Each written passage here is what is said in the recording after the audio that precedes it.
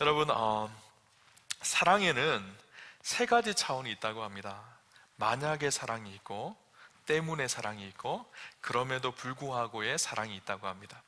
만약의 사랑은요, 만약에 어떻게 해주면 사랑하겠다라는 거예요. 만약에 얼굴이 잘생겨지면 내가 사랑하겠다.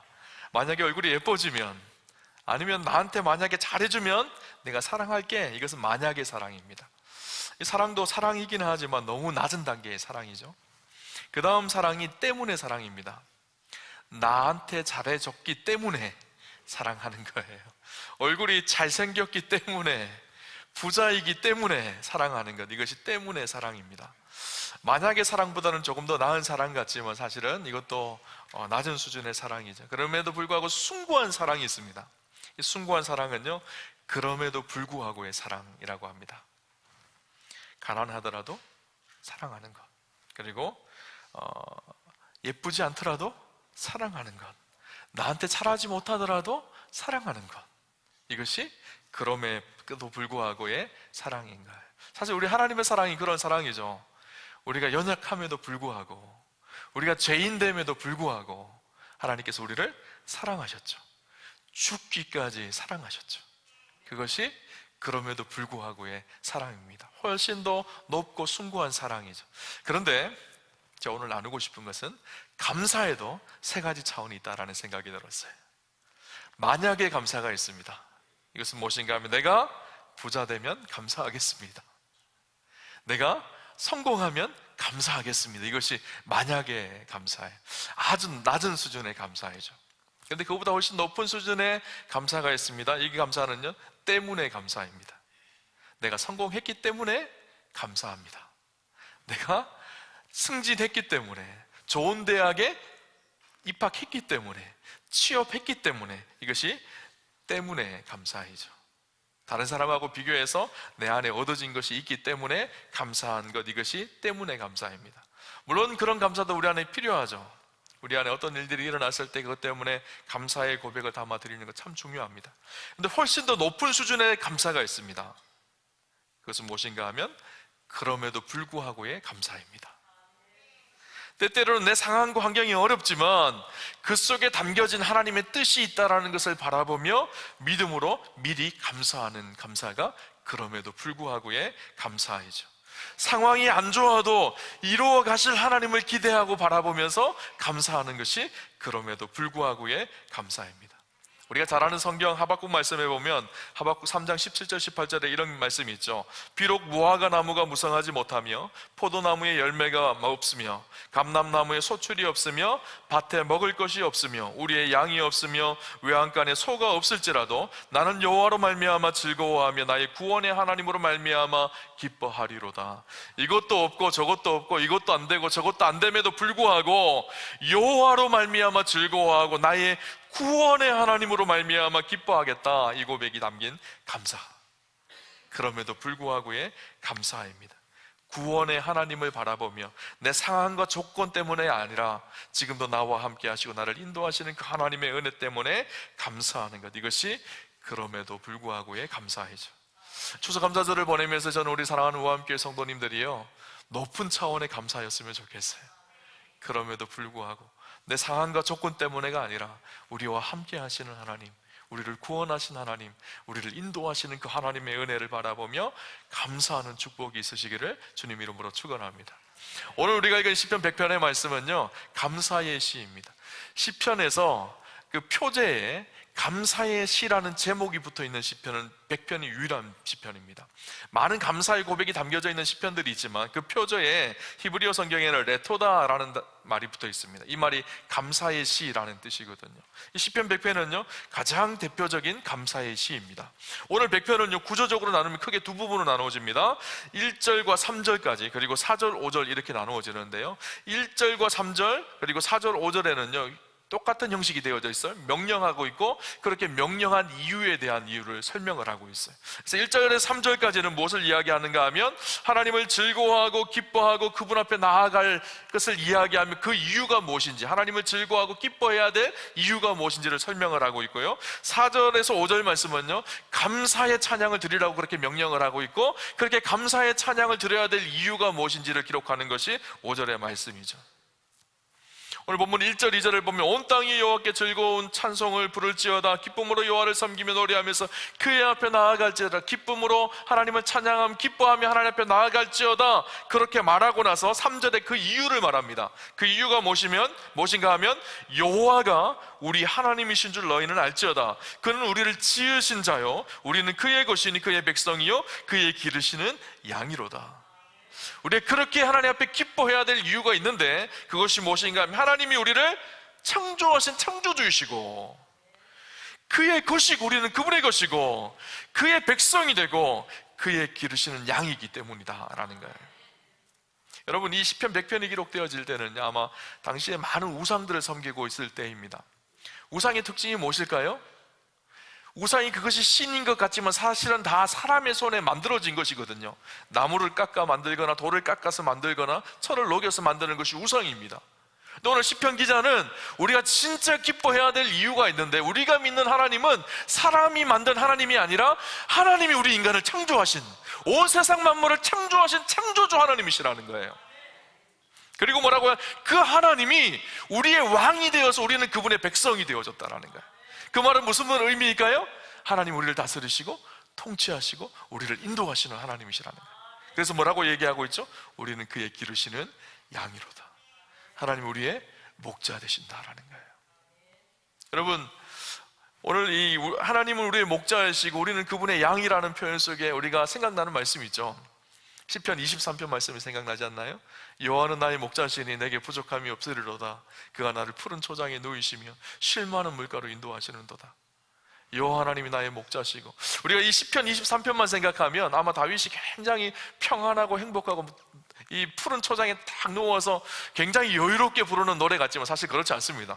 이 시편 23편은요, 다윗이 자기의 인생의 굴곡지고 고통 속에서 신음하며 힘든 순간순간을 보내고 노년이 되어서 자기의 인생을 뒤돌아보면서 자기의 인생을 향한 신앙의 고백이에요. 하나님께서 내 인생을 목자가 되어주셔서 인도하시고 푸른 초장과 쉴 만한 물가로 순간순간 때를 따라 인도하시는 그 하나님의 놀라운 은혜의 손길로 내가 지금 이 자리에 있다는 것을 기뻐하며 찬양하는 것이죠. 여러분, 하나님은 우리의 창조주이십니다. 그 하나님이 우리의 왕 되십니다. 그리고 그분이 우리의 목자이십니다. 오늘 시편 기자는 그것 때문에 큰 소리로 하나님을 기뻐하며 찬양하고 그분 앞에 나아가라고 그렇게 이야기를 하고 있어요. 두 번째는요, 우리가 하나님 앞에 감사해야 될 이유를 말하고 있는데, 오늘 사실 더 진짜 나누고 싶은 말씀인데요, 4절을 보면 이렇게 고백합니다. 감사함으로 그의 문에 들어가며 찬송함으로 그의 궁정에 들어가서 그에게 감사하며 그의 이름을 송축할지어다. 그렇게 해야 될 이유가 5절이라는 거예요. 5절에 여호와는 선하시니 그의 인자하심이 영원하고 그의 성실하심이 대대에 이르리로다. 5절 앞에 보면요, 우리 성경에는 기록되어져 있지 않은데 히브리어 성경에 보면 키라는 접속사가 기록되어져 있습니다. 이 키는요, 왜냐하면 이라는 뜻이에요. 그분 앞에 나아가 감사하며 감사의 찬송을 올려드려야 되는데, 왜냐하면 그 이유가 있는데, 하나님이 선하시고 그 인자하심이 영원하시고 성실하심이 대대에 이르시기 때문에 그 하나님을 감사하며 찬양하라는 거예요. 오늘 그 이유 한 가지를 좀 깊이 나누려고 합니다.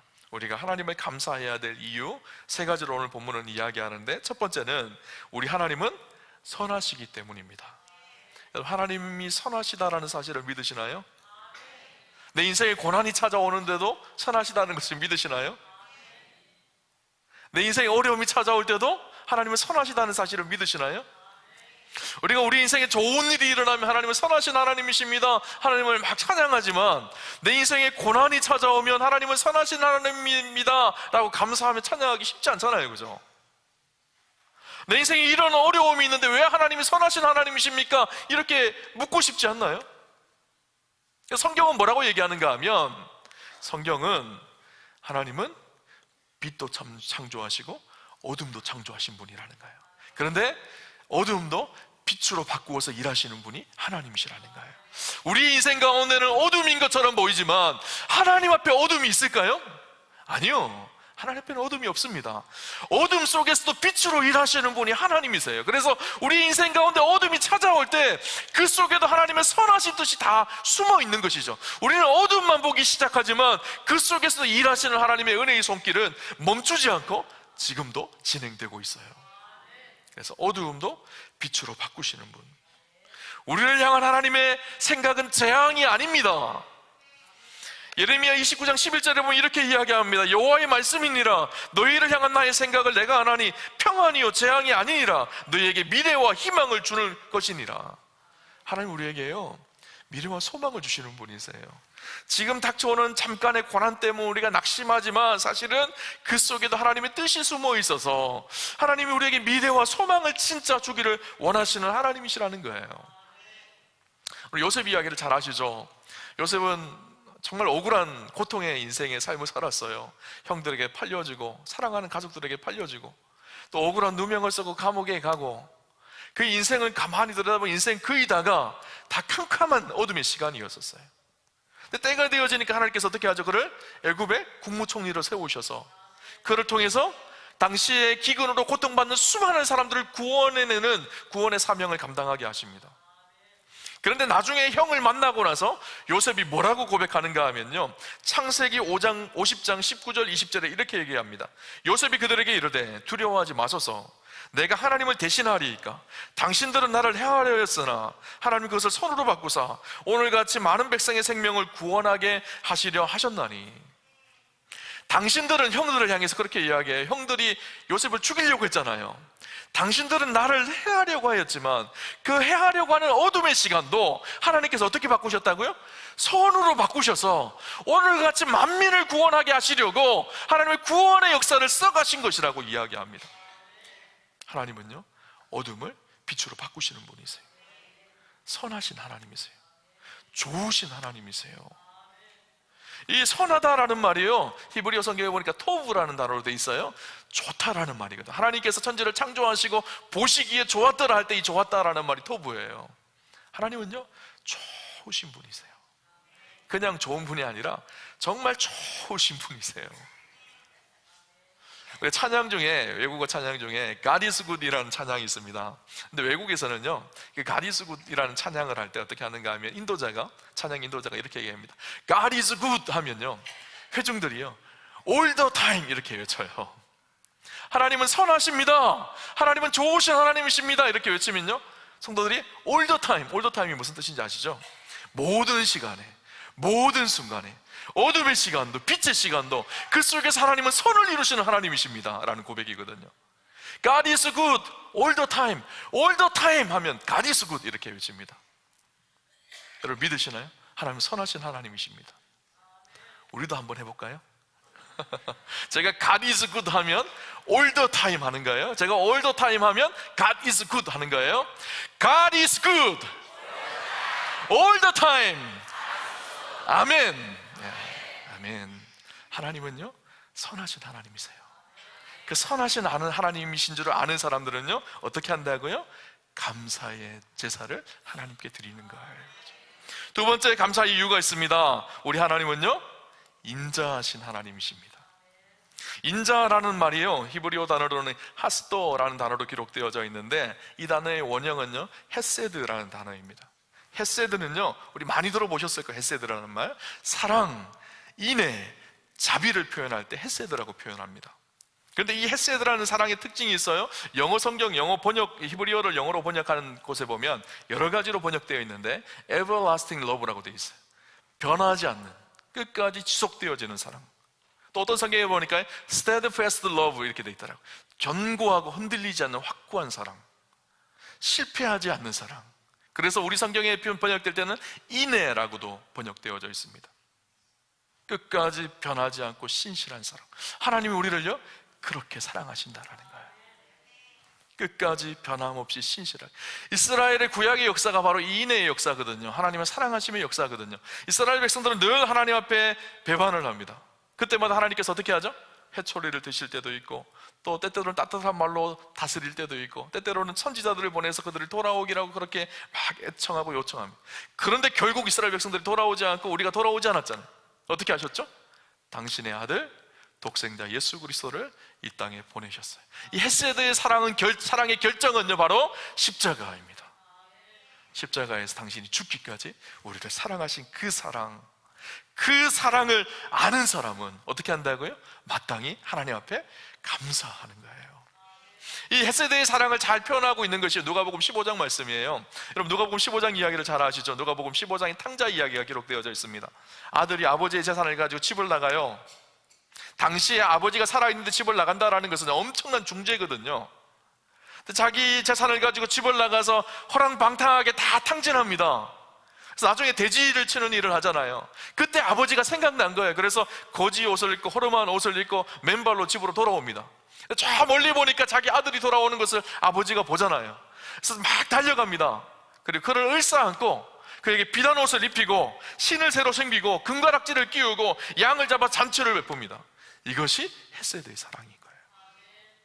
끝까지 포기하지 않고, 너는 이제 내 자식 아니야, 너 못 쓰겠어, 그렇게 하는 것이 아니라 끝까지 견고하게 사랑하는 그 사랑을 아는 사람, 마땅히 하나님 앞에 감사한다는 거예요.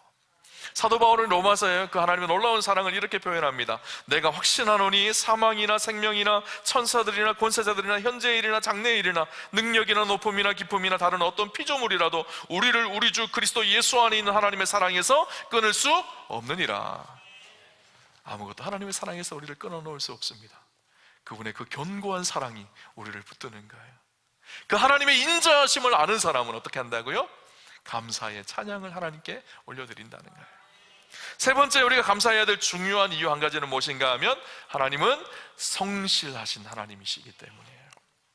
이 성실하다라는 말은요, 히브리어는 에무나토라는 단어로 기록되어져 있는데, 그 원형이 에무나라는 단어입니다. 이 단어의 의미는 진실하고 신실하여 상대방이 굳게 신뢰할 수 있는 그런 사람, 그런 존재를 성실이라는 표현입니다. 그래서 하나님의 중요한 속성입니다.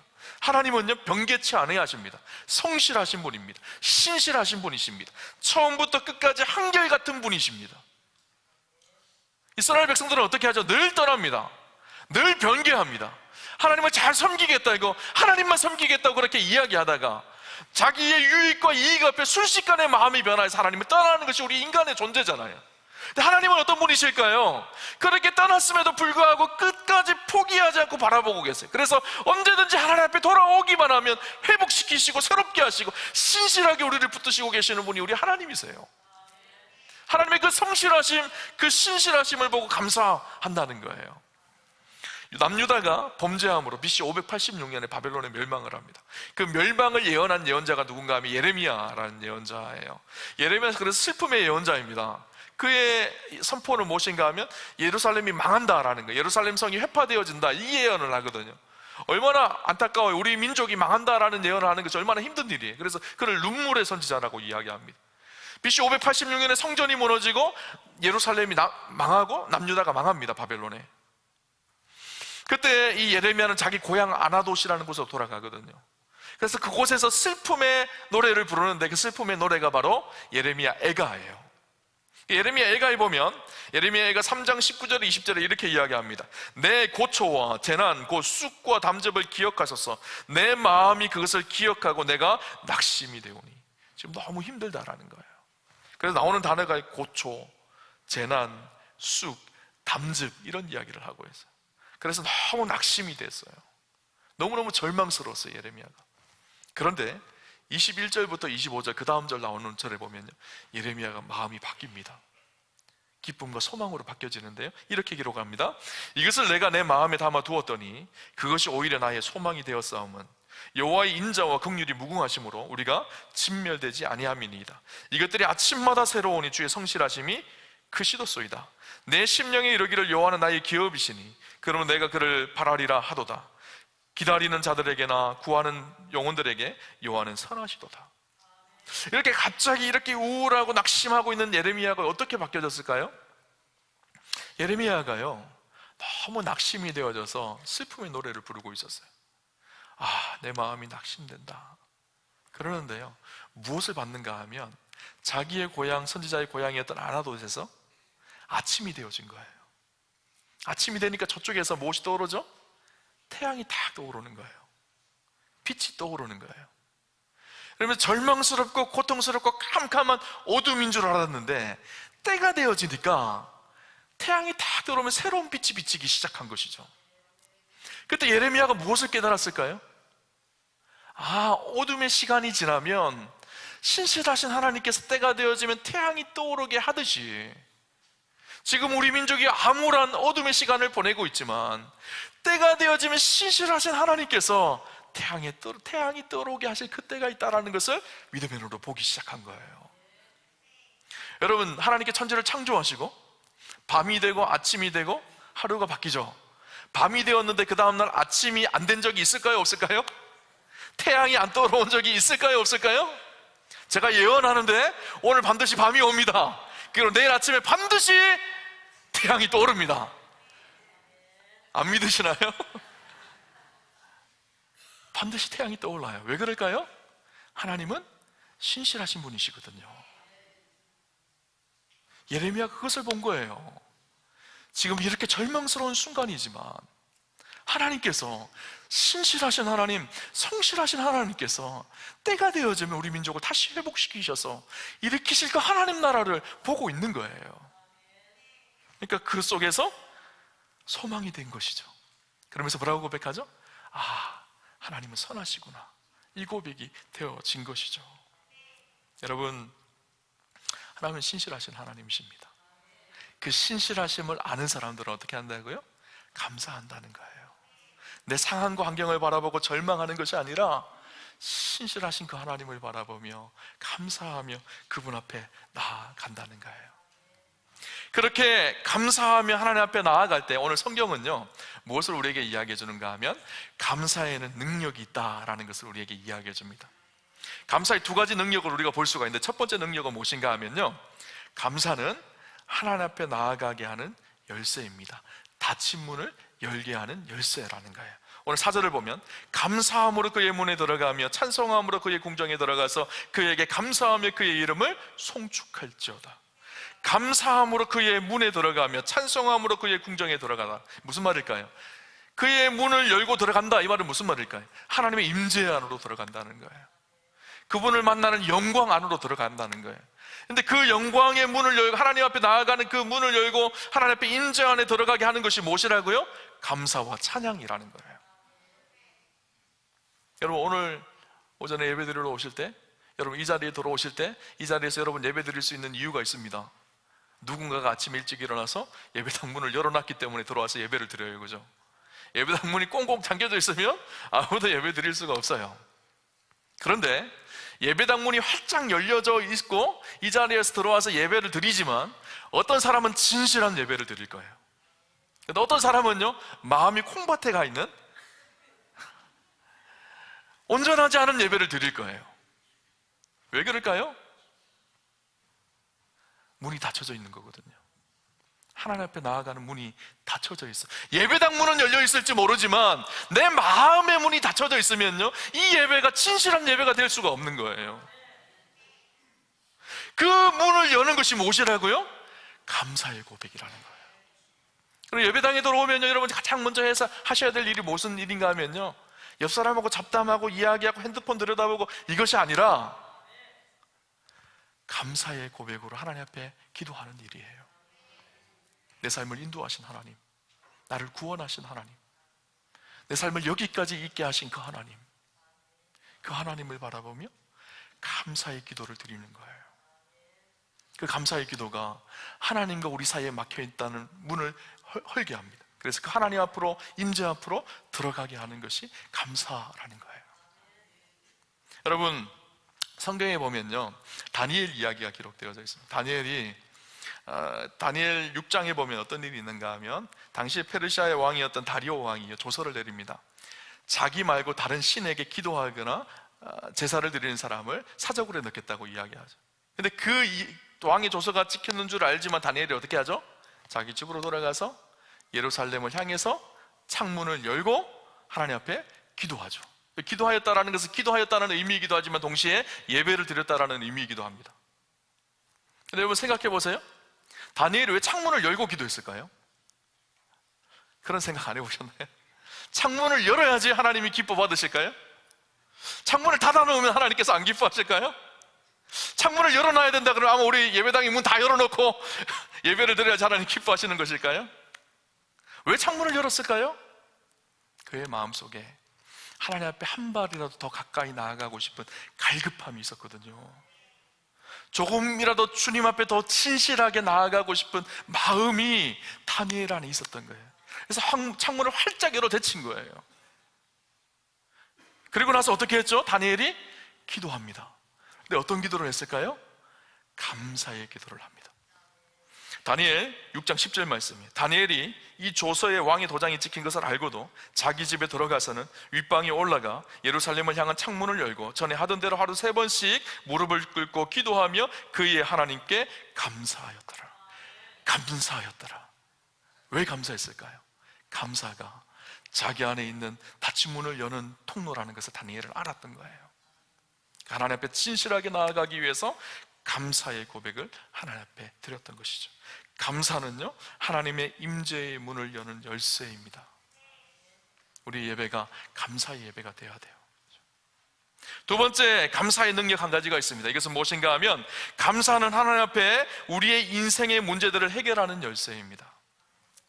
시편 50편에 보면요, 감사로 제사를 드리는 자가 나를 영화롭게 하나니 그 행위를 옳게 하는 자에게 내가 구원을 보이리라, 그렇게 말씀합니다. 감사로 제사를 드리는 자가 하나님을 영화롭게 하고 그 행위를 옳게 하는 자에게 내가 구원을 보이리라, 그렇게 말씀합니다.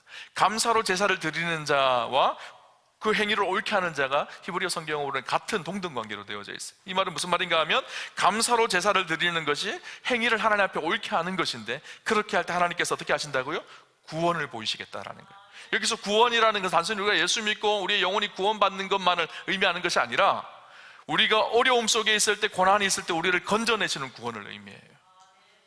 우리의 삶에 고난이 찾아오고 어려움이 찾아왔을 때 감사의 고백이 있는 사람들을 하나님께서 어떻게 하신다고요? 그곳에서 구원해내시고 건져내신다라는 의미가 담겨져 있죠. 그래서 여러분, 감사는요, 우리가 믿음으로 선포하는 일이에요. 아직 내 안에 일어나지 않았지만 그럼에도 불구하고 하나님께서 그것에서 건져내시고 우리를 인도하실 것을 바라보며 믿음으로 고백하는 것이 감사입니다. 여러분, 한옥 목사님이 쓴 책 중에 순간을 위해 평생을 준비하라라는 책이 있어요. 그 책에 보면 재밌는 이야기를, 이분이 감사에 대한 재밌는 이야기를 하는데 뭐라고 얘기하는가 하면 이렇게 얘기합니다.